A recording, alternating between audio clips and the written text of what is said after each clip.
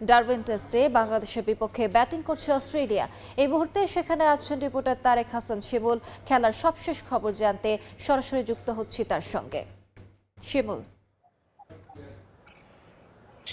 দারুণ first session শেষ করার পর দ্বিতীয় সেশন কিন্তু শুরু হয়েছে এবং কি এখন পর্যন্ত যেটা মনে হচ্ছে অস্ট্রেলিয়া কিন্তু ধরে খেলার চেষ্টা করছেন, একটা পার্টনারশিপ গড়ার ট্রাই করছেন। দুই ব্যাটসম্যান রয়েছেন স্টিভেন স্মিথ, জশ ইংলিশ। আহ, যদি বলা চলে যে রেগুলার ব্যাটসম্যান, তাদের মাঝে কিন্তু এই পর্যন্ত রয়েছেন তারা।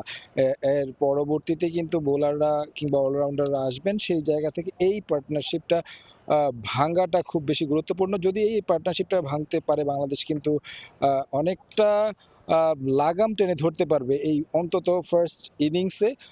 নিঃসন্দেহে বলা চলে যে সকালের যেই পারফরমেন্স বাংলাদেশ পেসারদের, সেটা আসলে মুগ্ধ করেছে এখানকার যারা দর্শক রয়েছেন অস্ট্রেলিয়ায়।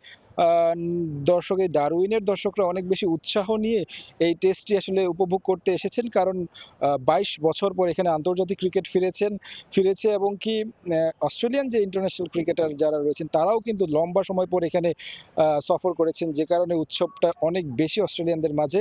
অনেক অস্ট্রেলিয়ানরা বলছিলেন যে হয়তো বাংলাদেশের বিপক্ষে এই প্যাট কামিন্সের দল হয়তো খুব দ্রুত ম্যাচটা জিতে যাবে, তবে সকালের ইনিংস দেখে, সকালের সেশনটা দেখে অনেকেই আসলে তাদের ওই ভুলটা ভেঙেছে। বলছেন যে দারুণ ফাইটিং একটা ম্যাচ হতে যাচ্ছে। অস্ট্রেলিয়া ক্রিকেট পাগল একটা জাতি এবং তারা টেস্ট ম্যাচটা খুব দারুণ আনন্দের সঙ্গে উপভোগ করেন। আমরা দেখছিলাম যে আসলে অনেকেই তাদের পরিবার সন্তানকে নিয়ে এসেছে, সারাদিন থাকবে বিভিন্ন ধরনের ম্যাট বিছিয়ে শুয়ে শুয়ে খেলা দেখার জন্য যে একটা ব্যবস্থা রয়েছে, সেগুলো তারা বাসা থেকেই আসলে নিয়ে এসেছেন। এখানে আমরা দেখছি দারুণভাবেই উপভোগ করছেন এই ম্যাচটি। এবং যেটা অনেক বেশি আলোচিত হয়েছে যে বাংলাদেশ আর অস্ট্রেলিয়ার যে পার্থক্য র্যাঙ্কিং এর, সেই কারণে অনেকে হালকাভাবে নিচ্ছিল, ছোট করে দেখছিল বলা চলে। তবে বাংলাদেশের সকালবেলাটা বুঝিয়ে দিয়েছে বাংলাদেশে আর সেই বাংলাদেশ নেই।